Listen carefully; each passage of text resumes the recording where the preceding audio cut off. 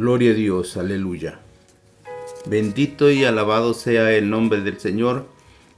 Gracias al Señor que nos permite la oportunidad de poder estar en estas redes sociales.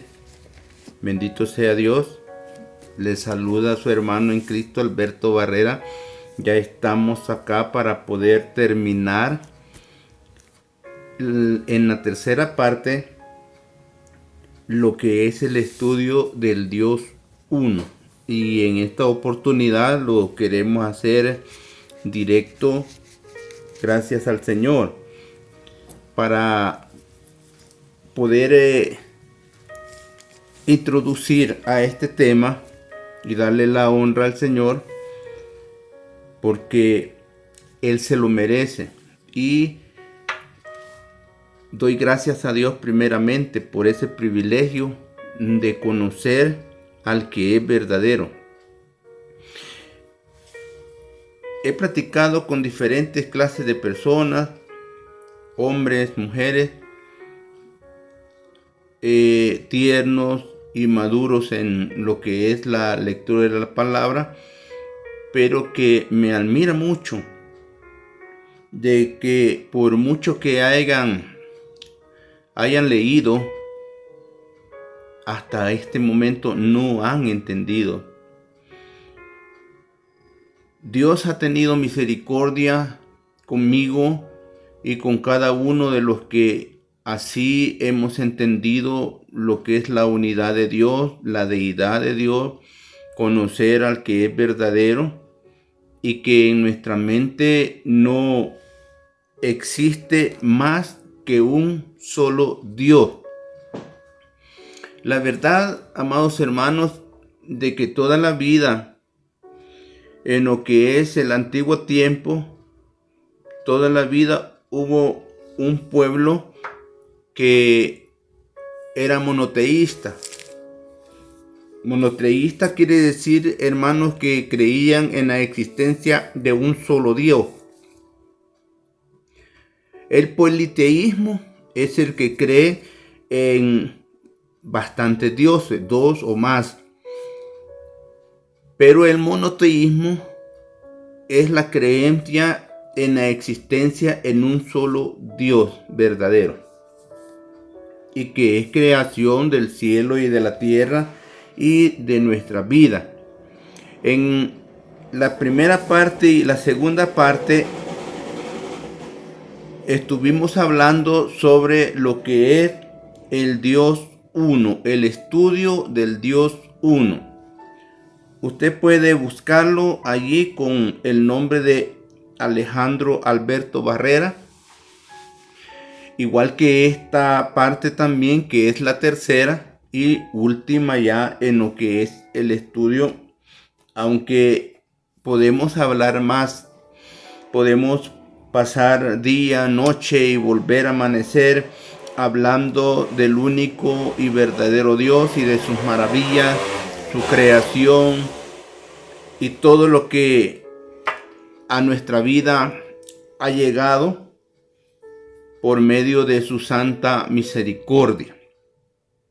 Gracias a Dios, nos habíamos quedado en lo que era Zacarías 14:9. Allí nos quedamos en lo que es la segunda parte, donde se menciona de que Jehová será rey sobre toda la tierra. En aquel día, Jehová será uno y uno su nombre. Así lo dice la palabra y lo vamos a leer en el nombre del Señor Jesús. 14:9. Dice: y Jehová será rey sobre toda la tierra. En aquel día, Jehová será uno y uno su nombre. Bendito sea el nombre del Señor. Cuando habla de será, ahí tiene una tilde en la A de será, está hablando de tiempo futuro. ¿Cómo podría decir el Señor que Él iba a ser Jehová en el nuevo tiempo? O sea, en el tiempo que nosotros vivimos, si Él existía, si Él estaba guiando a su pueblo. Estaba hablando de los tiempos venideros, porque Él tenía un plan de salvación que lo traemos ya leído en lo que es en la segunda parte. Les leímos de que iban a ser un niño, ¿verdad? Que una virgen iba a dar a luz un hijo y que iba a llamar su nombre Emmanuel. Ese texto de Isaías 7:14 tiene referencia con Mateo 1:21. Mateo 1:21 hasta el 23 nos menciona, y que es donde nosotros vamos a comenzar, porque ya el que quiera ver la otra parte ya lo puede leer en la segunda y en la primera. En la primera les mencionaba en lo que es la creencia de Israel sobre lo que era un único y verdadero Dios. Nunca jamás ha habido dioses relevantes como lo que ahora estamos viendo en nuestro tiempo. ¿Por qué razón? Y ahora en esta intervención vamos a dar a conocer el por qué directamente. Dice la palabra del Señor: Jehová será rey sobre toda la tierra. En aquel día Jehová será uno y uno su nombre. Bien, hasta ahí nos habíamos quedado en la segunda parte.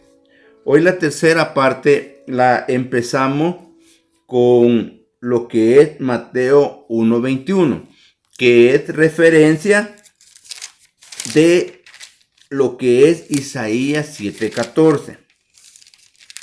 Mateo 1:21. La palabra del Señor nos muestra de que no podemos nosotros leer la escritura como leer un diario, como leer un periódico, como le llamamos, como leer un libro, como leer una revista o una novela, ¿verdad? Darle lectura a la carrera no podemos. La palabra no nos dice que leamos nada más. La palabra nos dice que escudriñemos.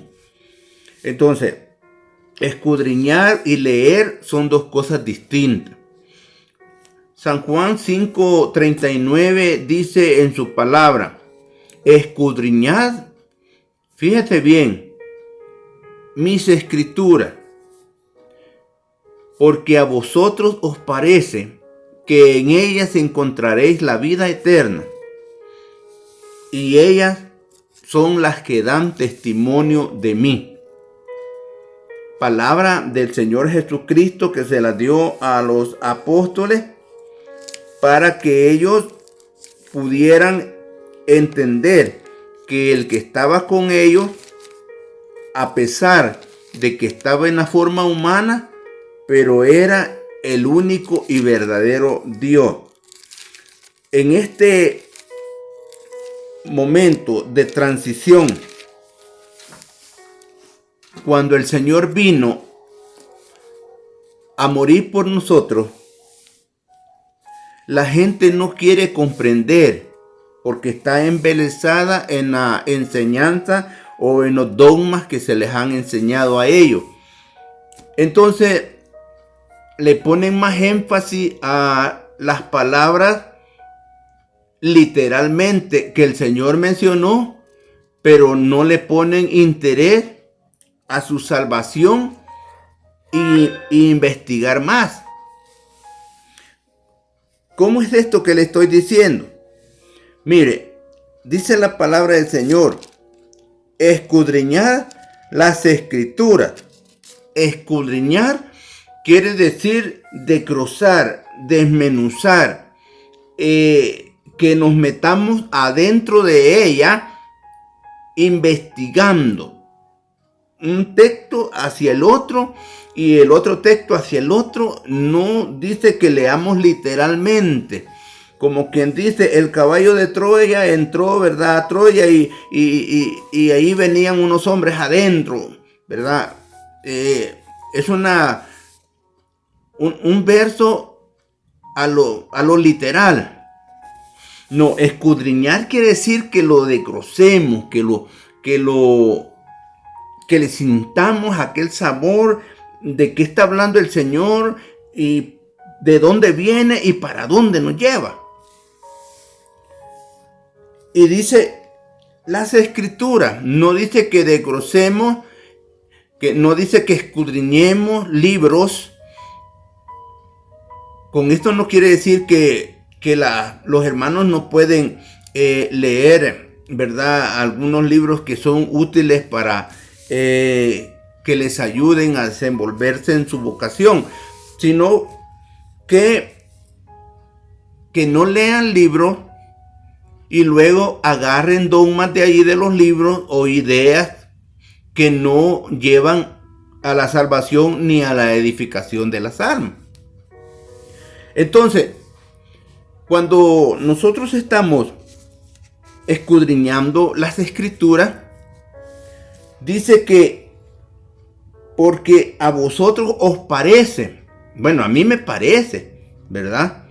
Me parece que en ellas encuentro la vida eterna. A mí me parece, no sé a usted. Entonces, otros no les parece. Otros dicen, la Escritura aguanta con lo que le pone. Entonces a esa persona no le parece que en ella se encuentra la vida eterna. Otros dicen, no, dice, esa Biblia es escrita por hombres. ¿Qué quiere decir? Que a ellos no les parece, pero a mí sí me parece. Porque la palabra del Señor dice que el Señor inspiró a sus santos siervos para que pudieran vivir aquello, escribirlo, y no eran ellos, porque eran hombres que pescadores, eran hombres del vulgo, de la pobreza que Dios había escogido para que pudieran estar como pilares de la iglesia y que después pudieran escribir. Es más, eran tan del vulgo. Vulgo quiere decir que no eran de la clase alta, ¿verdad? Que son gentes estudiadas en la literatura y en la letra y en la escritura. O sea, hay unos que todavía no podían ni escribir, sino que ocuparon escribas. O no, en nuestro tiempo le llamamos escribientes, ¿verdad? O secretarios, que le llamamos. El patrón dicta y el secretario está escribiendo, ¿verdad?, lo que el patrón le está diciendo. Ellos en ese tiempo tuvieron también a algunos, no todos, algunos.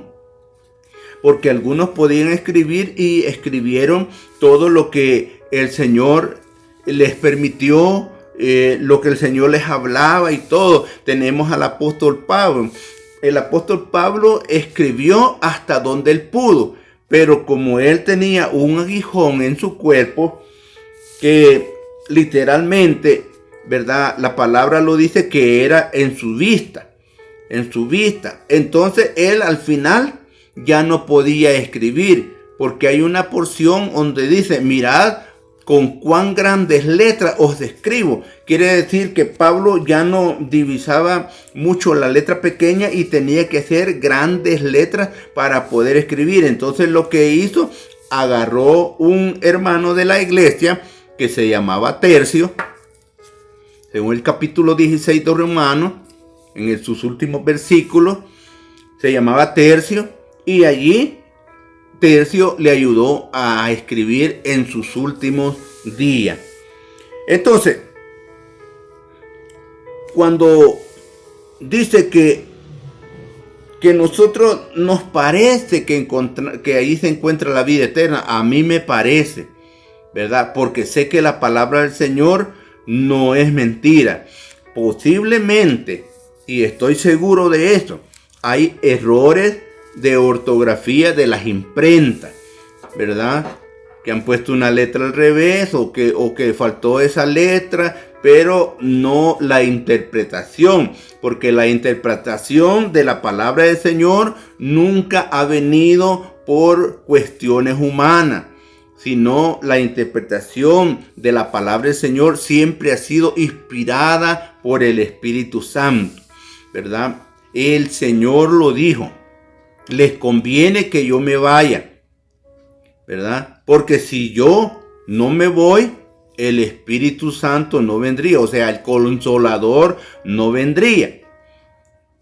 Mucha gente se equivoca y dice: vaya, Jesús se fue y vino el Espíritu, ya ahí son dos. Entonces, tenemos que darle el sentido original de lo que está hablando la palabra del Señor, ¿verdad? Porque en el reino de los cielos no hay dos tronos, no hay tres tronos, no hay muchos tronos, ¿verdad? Sino que hay un solo trono donde está sentado nuestro Señor. Ahora, que siempre, desde el principio de la predicación de Jesucristo y hasta el final de los tiempos, hasta que el Señor entregue, ¿verdad?, todo a su Padre, como dice la Escritura, toda la vida van a existir las palabras del Señor. Y eso es lo que vamos a ver ahora, donde está la gran confusión de las personas. Entonces, a través de la palabra del Señor, dice: y ellas son las que dan testimonio de mí. Entonces, el Señor, en su palabra, encontramos el testimonio que Él vino a dar para la vida eterna. Que el Señor le bendiga. Bien, comenzamos en Mateo 1:21, ¿verdad? Traemos lo que es el estudio de el Dios uno.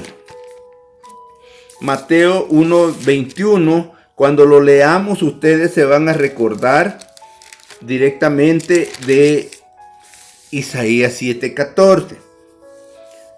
1:21 dice la palabra del Señor en el nombre de Jesús.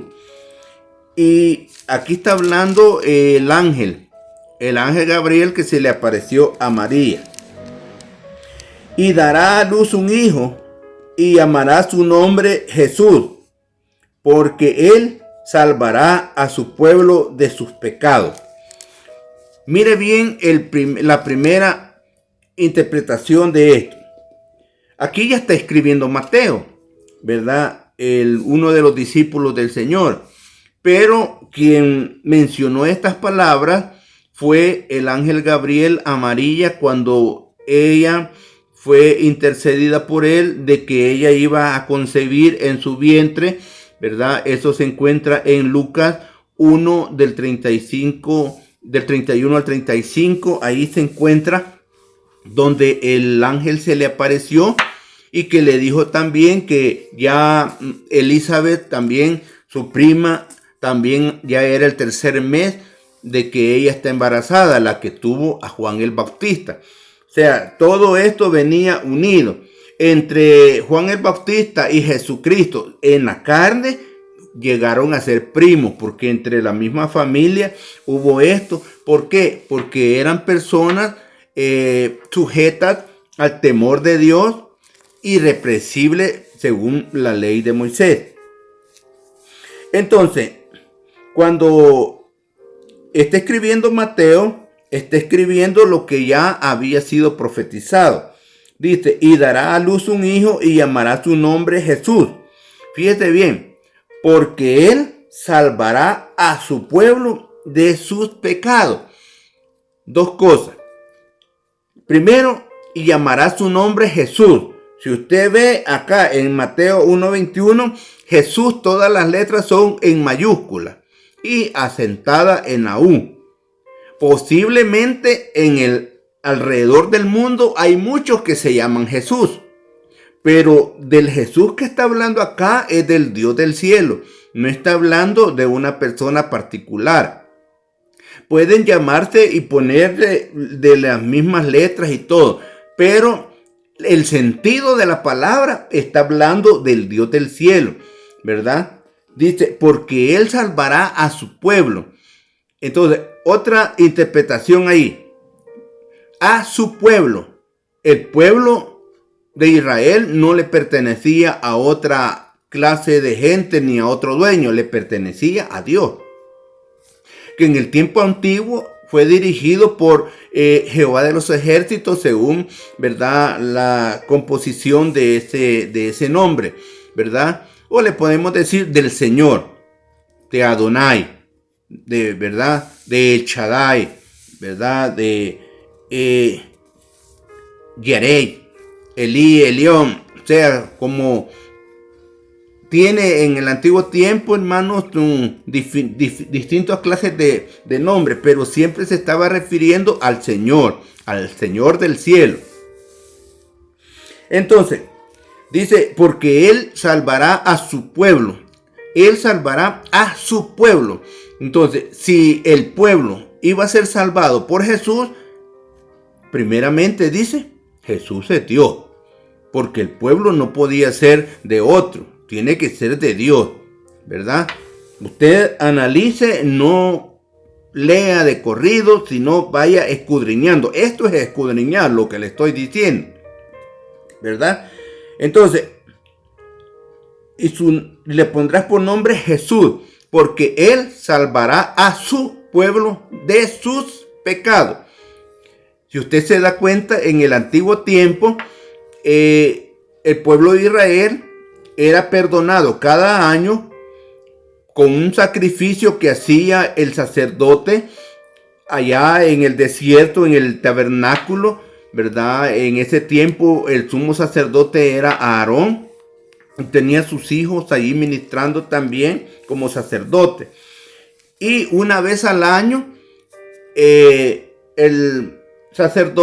sumo sacerdote, y hacía un sacrificio sobre un animalito en el cual le ponía las manos, ¿verdad? Y invocaba el nombre del Señor. Y en ese tiempo el pueblo de Israel, generalmente, millones y millones que había, ¿verdad? Porque solo de Egipto salieron 600,000 hombres, no contando mujeres, niños ni ancianos. Entonces se puede decir que habían millones de personas allí, y porque también traían extranjeros. Entonces, con un solo sacrificio al año, el Señor perdonaba el pecado de todo su pueblo. Y el pueblo se iba a su casa perdonado y todo. Entonces, y volvía, ¿verdad? Como decía en ese tiempo, ¿verdad? El dicho de que decimos nosotros, borrón y cuenta nueva. El pueblo de Israel se iba perdonado, pero de ahí para allá empezaban otra vez a cometer avideces, injusticias, pecados y todo esto. Entonces tenían que esperar al siguiente periodo de años para que volvieran a hacer otro sacrificio. Entonces ese sacrificio venía a ser quitado de una sola vez. Un solo sacrificio por la humanidad entera. No solamente por el pueblo de Israel. Porque el Señor Jesucristo no vino a morir solamente por los judíos o por el pueblo de Israel. No. Al final el Señor dijo que quería morir por toda la humanidad.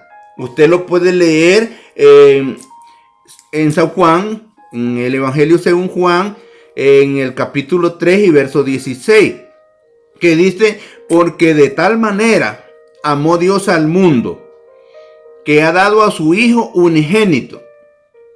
Fíjate bien, no está hablando de que Jesús vino a decir yo soy Dios. Porque si el Señor hubiera querido eso, Él lo hubiera dicho. Pero usted y yo no estuviéramos en la salvación. El pueblo de Israel hubiera comprendido todo y quizás la salvación hubiera llegado a su fin.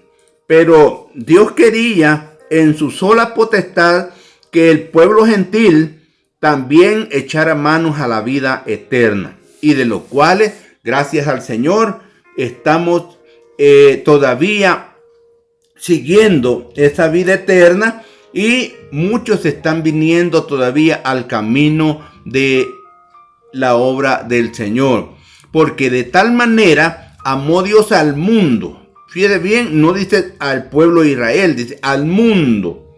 Allí abarca al pueblo de Israel y abarca toda la gente que quiera llegar, que ha dado a su Hijo unigénito, para que todo aquel que en él cree no se pierda, mas tenga la vida eterna. Entonces, de allí dice en el 22, Mateo 1:22, todo esto aconteció para que se cumpliese lo dicho por el profeta, que dijo: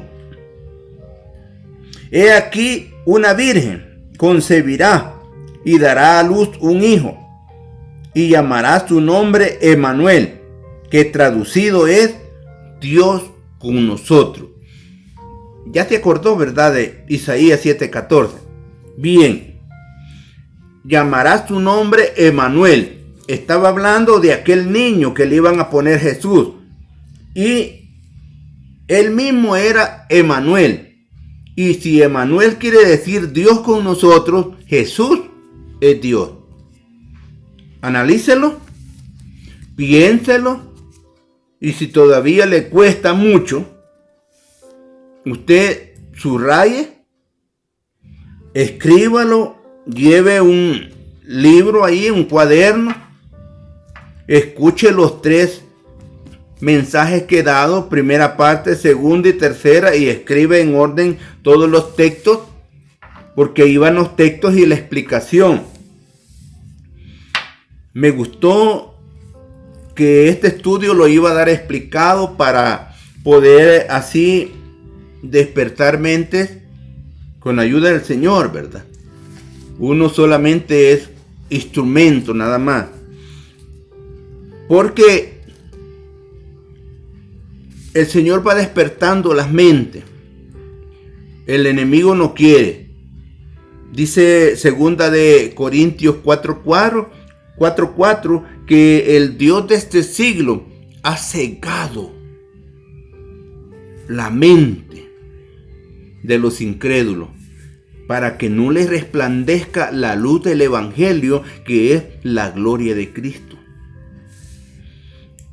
El enemigo se encarga de cegar, no sé, por vianda, por creer en un dogma, por un privilegio, porque quiere que lo miren bonito ahí donde se congrega, no sé. Pero la palabra del Señor no anda con estas cosas. La palabra del Señor llama a las almas para salvación de el alma primeramente. Entonces, ya entendimos ahí, o ya leímos Mateo 1:21, en el cual nos permite comprobar que Jesús es el mismo Emmanuel de Isaías 7:14. Bien,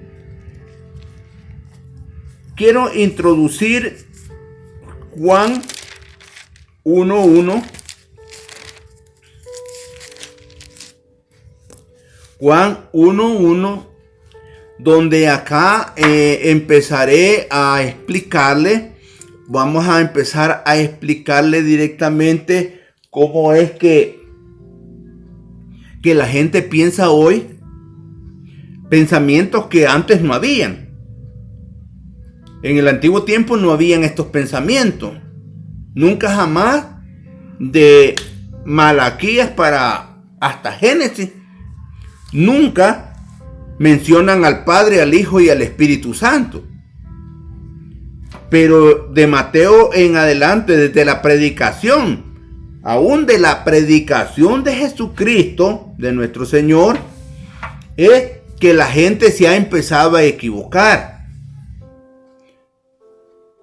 porque aún antes de la predicación de Jesucristo existía la predicación de Juan el Bautista. Tampoco había Trinidad. Tampoco. Porque se basan en un mandamiento. O sea, unas palabras. El mandamiento sí ahí está y es de Dios. Y lo vamos a leer. Se basan en unas palabras del mandamiento que el Señor dio y lo agarran literalmente. Cuando en ese mismo mandamiento se encuentra revelación del Señor, que es lo que Él quería que la humanidad hiciera. Entonces, en este tiempo, los falsos enseñadores, los falsos pastores, falsos ministros, personas que tienen alguna plata ahí, algunos centavos y alquilan un local, le ponen un nombre y él como encargado empieza a predicar y predica como él quiere. Y da la casualidad que tiene aquel don para predicar, que la gente van llegando y se hace una